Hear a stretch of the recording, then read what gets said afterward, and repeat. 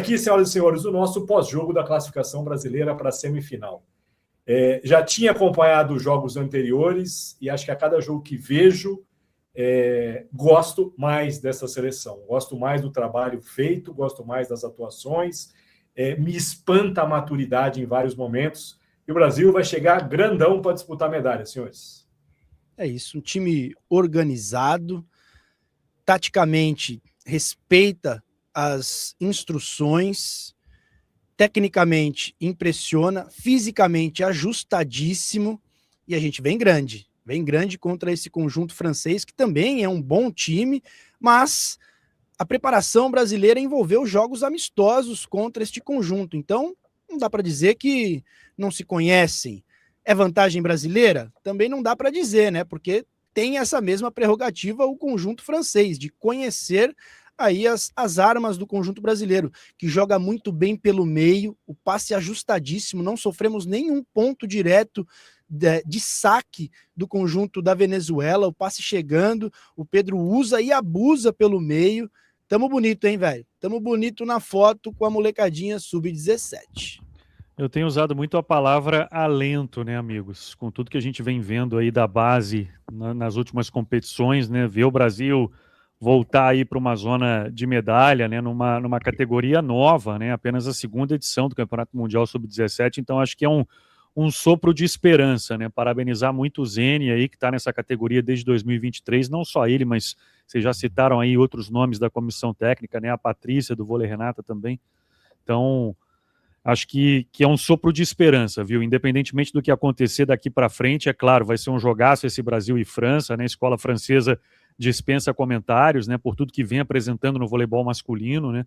Então, acho que amanhã a gente vai ter um belíssimo jogo de voleibol e o Brasil é para chegar, sim, muito confiante. Já venceu a Polônia na fase de grupos, num jogo duríssimo também, né? Outra escola que também dispensa comentários no voleibol masculino. Então, o Brasil chega credenciado e muito forte para essa semifinal. O que vai acontecer amanhã, a gente descobre.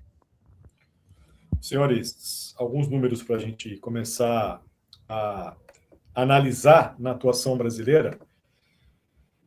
Não me espanta o Atu ser o maior pontuador, né? É o maior pontuador do Brasil no campeonato, está disputando ali cabeça a cabeça para ser o maior pontuador da competição como um todo. E ele fez 12 pontos hoje, mas chama muita atenção o aproveitamento. Falei um pouco disso no nosso aquecimento durante a semana, e só queria comparar números e não atletas. A gente falou muito do aproveitamento bom do Dalano italiano, porque ele não era sobrecarregado pelo Christensen. E hoje o Atu termina com 73% de aproveitamento. Não precisou atacar tanto, porque o Brasil joga muito pelo meio, e a gente vai falar disso logo mais. Mas, olhando para os números dele, cara, é todo jogo acima dos 60, Buginha. Isso a gente tem que separar uma gavetinha ali. Não quer dizer nada atualmente, ainda não quer. Mas que é um número muito acima da média, isso é. Qualidade inegável do Arthur, né? Um atleta de 1,91 m, que tem alcance de 3,47 no ataque, mas também é mérito do Pedro, tá, cara? Que distribui muito bem o jogo. Se a gente olhar agora para a pontuação final, o Arthur, protagonista, com 12 pontos, acima dos 70% de aproveitamento, o Lucas Dutra, com outros 10 pontos, 80% de aproveitamento ofensivo, o Lucas Abreu, também com 10 pontos, principal bloqueador da competição, com 22 pontos no fundamento. Temos, além do principal bloqueador, o principal atacante e o principal sacador. O Pedro é o principal sacador da competição com 12 aces. Então, se a gente olhar para essas individualidades, o voleibol coletivo fica muito mais harmônico, né, rapaziada? A gente falou na live de segunda, né, que esse é um time que tem padrão, né?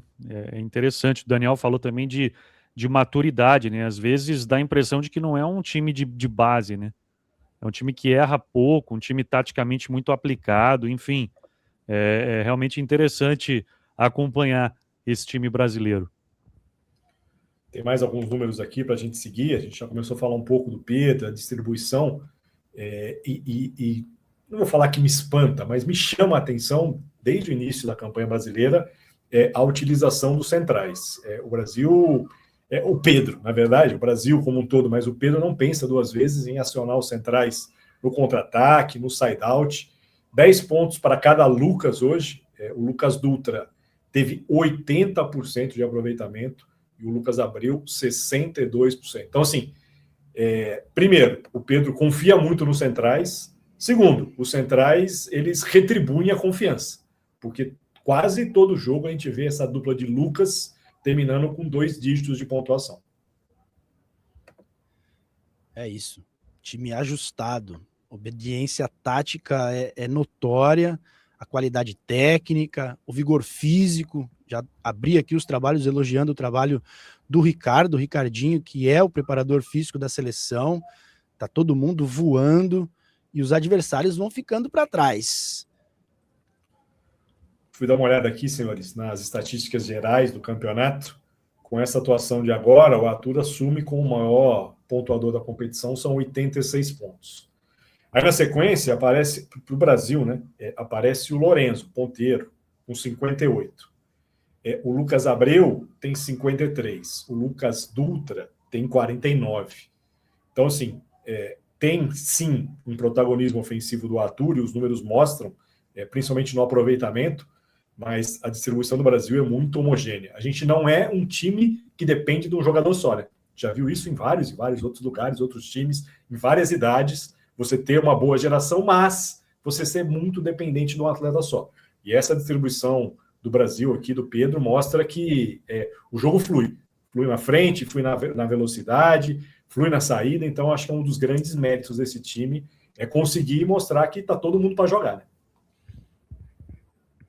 E o passe na mão, né, boss? Não sofremos em instante algum com o saque venezuelano, não sofremos nenhum ponto direto no fundamento. Pedro trabalhando com esse passe numa zona confortável para distribuir o jogo de maneira homogênea, para acionar os seus centrais.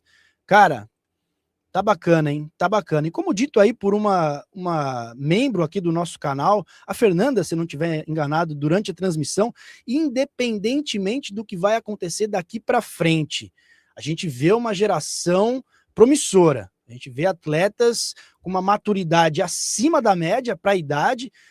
Todos os atletas da seleção brasileira nesta edição do Campeonato Mundial são nascidos em 2010, nenhum remanescente da campanha da edição inaugural em 2024, quando o Brasil terminou na 8ª colocação. Então, o primeiro Campeonato Mundial de todos os atletas, e a molecadinha tá com a faca entre os dentes, tá com sangue no olho, muito afim de protagonizar na competição. A gente respeita o adversário, sabe que o conjunto francês também tem suas credenciais para, quem sabe, estar na final, mas olha, eu tô iludido com essa molecadinha aí, viu, Bruno Souza?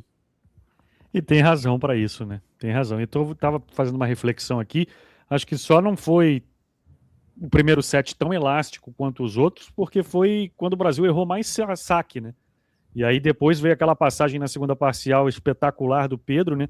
E é um time que tem variação e irregularidade no fundamento, né? 2 coisas que a gente vem cobrando muito da seleção adulta, né?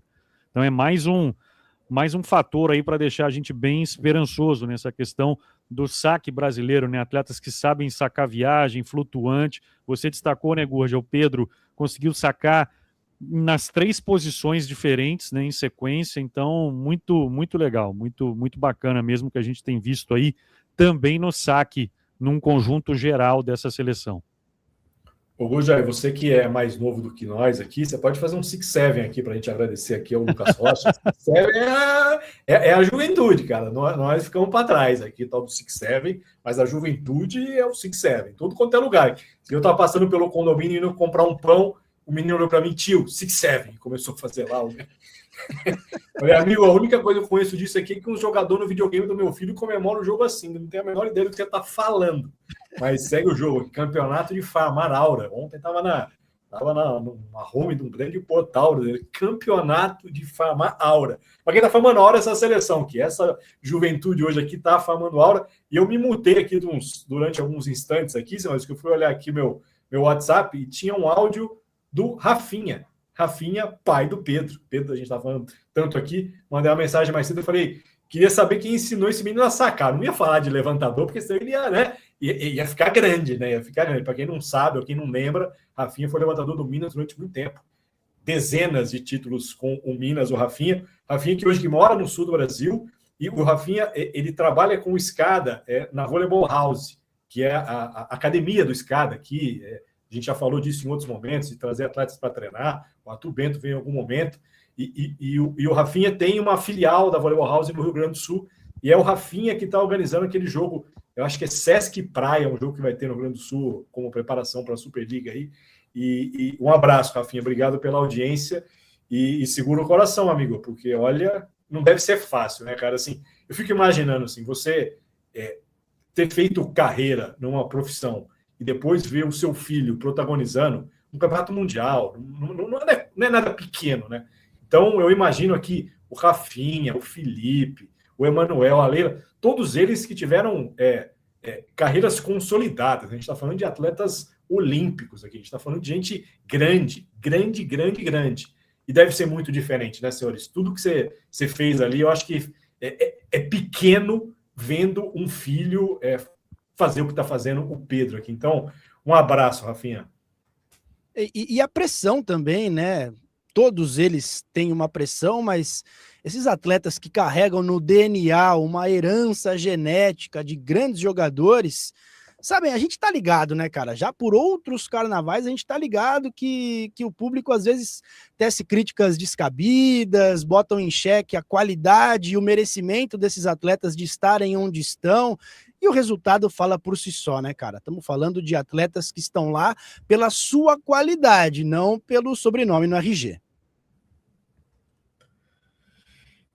A Adriana pergunta aqui se a gente tem as parciais, esses amistosos do Brasil. Eu não tenho, não. A CBV, quando divulgou nos stories do Instagram. Então, desapareceu depois de 24 horas. Eu admito que não tenho anotado aqui. Vou tentar recuperar isso aqui no decorrer do dia, Adriana. Se eu conseguir, eu publico lá no Webvôlei, mas de cabeça nesse momento aqui eu não tenho, não. Eu lembro que uma das partidas terminou empatada, né? Havia já um acordo prévio, 4 sets disputados, poderia ter terminado 4-0 para alguém, mas o jogo terminou empatado com 2 sets vitoriosos para cada lado.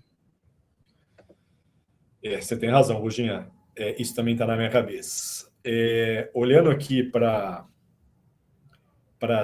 as estatísticas, a França tem 2 pontuadores que se destacam, um com 82 pontos, um com 71. Não é um time também que está acostumado a jogar em uma posição só, com um atleta só, e muito do estilo de jogo francês, em algum momento, se confunde com o brasileiro, né?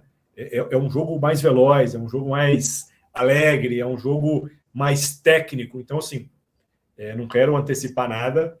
Não gosto de falar muito de final antecipado, até porque o Irã tem muita tradição nas categorias de base e vai chegar grande do outro lado, imagino. Mas esse Brasil e França tende a ser um jogo muito bem disputado e, em tese, bem equilibrado. São os argentinos da Europa, os franceses. Tratam bem a bola, sabem reciclar, né? Sabem usar um bloqueio, muita habilidade. Jogaço. E a França tomou um sustão nas oitavas, né, Bruno? A França passou como primeira colocada geral e pegou a Espanha, que era a 16ª, e foi um 3-2 com muito sofrimento para os franceses. Os franceses quase ficaram pelo caminho. Então, assim, não dá para chamar de bicho-papão, longe disso, é um bom time, saiu em primeiro, verdade, mas tinha um grupo bem mais acessível, esse grupo da Venezuela, né? Era Catar, Venezuela e Tunísia. Então, assim, a França sai em primeiro porque pegou um grupo bem acessível. O grupo do Brasil era muito mais complicado, né? Com Polônia e com a Argentina, que são times classificados, né? Que são times que jogarão ainda hoje por uma vaga na semifinal. Então, assim, não acho que exista um favoritismo francês por conta da campanha até aqui, mas aposto num jogo bem mais equilibrado, viu, senhores? Eu acho que a peita que está envergando o varal aí nesse campeonato mundial é a brasileira. Não tem ninguém querendo enfrentar a camisa amarela no Sub-17, não. Jean, espero que esse otimismo se transforme em mais uma grande atuação nessa sexta-feira, amigo. Já deixando aqui a galera avisada, se nada mudar na organização, 8 horas da manhã, a gente estará ao vivo de novo com esse Brasil e França valendo vaga na decisão, e o Brasil vem com um longo jejum em categorias de base, né? A gente vai falando de, né, lá atrás, uma geração aí com Rosa Maria, Drusila, que foi ganhar um campeonato mundial de base lá na Turquia. Turquia de baladinho, né, amigo? Turquia de baladinho, quem diria que a gente estaria hoje aqui batendo palmas para baladinho de pé, porque tá jogando demais lá no Campeonato Europeu. Deixa eu pegar algumas mensagens aqui. Vou pegar esse gancho aqui do Lucas, senhores. Eu já falei um pouco disso aqui durante a semana, mas para a galera que talvez está chegando agora, o Brasil está numa semifinal de Campeonato Mundial, vai aparecer um monte de gente nova aqui sem ter visto. A campanha já é boa demais, as atuações são boas, existe uma perspectiva grande de futuro. Se alguma coisa errada que vocês imaginam ser errada acontecer, o Brasil não ganhar, seja na semi ou numa decisão, ou numa disputa do bronze, acalmem-se, tá, senhoras e senhores? Não invadam redes sociais de ninguém para exagerar numa crítica. Estamos falando de meninos de 15 e 16 anos. 15 e 16 anos. E para além do resultado, que é sim importantíssimo e é também o grande objetivo deles lá, comprometidos com a seleção e com o resultado, com o campeonato mundial, com a oportunidade de jogar um campeonato mundial, a gente analisa também o desempenho, né, cara? A gente analisa o comprometimento tático, a gente analisa o quão promissor é a geração, e tudo isso nos enche aos olhos pelo desempenho, pelo que apresentam em quadra. Se o resultado final será o mais satisfatório possível num campeonato mundial, são outros 500. São grandes as chances, são excelentes as chances, mas caso não aconteça nada disso, vai apagar o que a gente viu, não o que nos contaram, não. Exatamente, é o que eu falei sobre alento e esperança, né? Para pensar já mais para frente, né? Então, estou fechadíssimo com vocês nessa, né? Acho que o desempenho já é excepcional. E agora a gente sabe, né? Às vezes o vôlei é cruel, né? 2 pontos separam você de um ouro, e é assim que a brincadeira funciona, né? Então, você vê, a Alemanha ganhou 66, 64, mas perdeu o jogo, né? Eu fico cansado só de pensar, Bruno. Nossa, cara, quando você mandou no grupo ontem, eu falei, não pode ser, cara. Não pode. 66 a 64 é um negócio muito louco. É placar de basquete, né? É do jogo inteiro, né? No jogo inteiro, né? De basquete. Coisa louca, coisa louca. Senhores, do meu lado aqui estou sub-17nizado, alguma coisa assim, a gente pode falar, né? Linguagem dos jovens, do Six Seven, das dancinhas de farmar aura. E vou torcer muito, cara, para essa seleção realmente poder farmar aura, já que essa é a expressão do momento. Uma seleção que tem encantado pelo que tem jogado, merecidamente. Está numa semifinal, uma campanha invicta, só perdeu 2 sets até aqui naquele jogo contra a Polônia, que atropelou a Polônia no primeiro set, lembrando, 25-12, 25-13. Então, estou com vocês. É um alento, é uma esperança, e deixa a gente... de novo, né, com aquela sensação de que o Brasil tem um caminho a seguir. O Brasil tem bons profissionais, o Brasil tem dinheiro para investir, o Brasil tem um monte de coisa, o Brasil tem que fazer melhores trabalhos, o Brasil tem que performar melhor para que a gente possa pavimentar de novo um caminho de vitórias. E por que não, né? Um título mundial nesse fim de semana seria bom demais. Vocês querem falar mais alguma coisa por aí ou podemos tocar o barco e seguir a quinta-feira aqui, senhores? Por hoje é só, por hoje é só. Valeu, Bortoleto, Bruno Souza, Leila Cara na retaguarda, valeu a audiência que nos pediu para que a gente chegasse aqui com a transmissão do Sub-17 e vieram aqui fortalecer o nosso trabalho, acompanhar a narração do Bruno Souza, sintonizando com as imagens, muito mais fácil hoje, disponibilizadas também aí em todo o Campeonato Mundial no YouTube da Federação Internacional. E é isso. Amanhã, encontro marcado, Brasil e França, neste mesmo horário, 8 da manhã, estaremos por aqui pouco antes das 8, 10 para as 8, para ser mais preciso, a gente abre o nosso pré-jogo e vamos torcer muito para o Brasil farmar ouro, né, Bruno Souza? Gostei dessa. Que assim seja, Gordinha. Boa quinta-feira para você, valeu Daniel, valeu Leandro Lacar, todo mundo que acompanhou conosco. Se você está acompanhando no corte do pós-jogo, não esquece do like, do hype, a gente se vê então nessa sexta-feira para Brasil e França. Web Vôlei, vôlei é o que nos une.